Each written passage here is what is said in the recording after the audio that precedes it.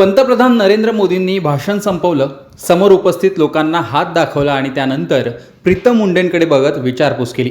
त्यावेळी प्रीतम मुंडे नरेंद्र मोदींच्या पाया पडल्या। मोदींनीही प्रीतम मुंडेंच्या डोक्यावर हात ठेवत आशीर्वाद दिले आणि मजेशीर पद्धतीने डोक्यावर फटकाही मारला। पहा स्टेजवर नेमकं काय घडलं।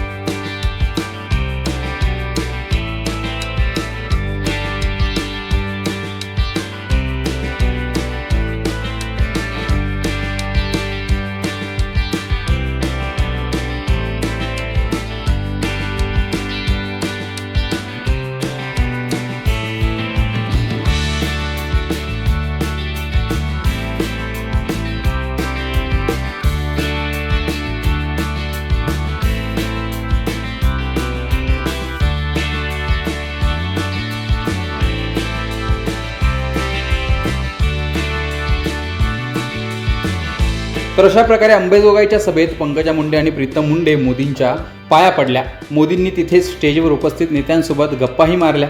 पंकजा मुंडेंनी इतर नेत्यांची ओळख देखील मोदींसोबत करून दिली। या प्रसंगावरून प्रीतम मुंडेंचं लोकसभेचं तिकीट कापलं असलं तरी मोदींचं प्रेम त्यांच्यावर कायम असल्याची चर्चा बीडमध्ये रंगली आहे। स्टेजवर घडलेली ही घटना याविषयी तुमचं मत कमेंट बॉक्समध्ये सांगा। लोकमतचं यूट्यूब चॅनल सबस्क्राईब केलं नसेल आठवणीने सबस्क्राईब करा।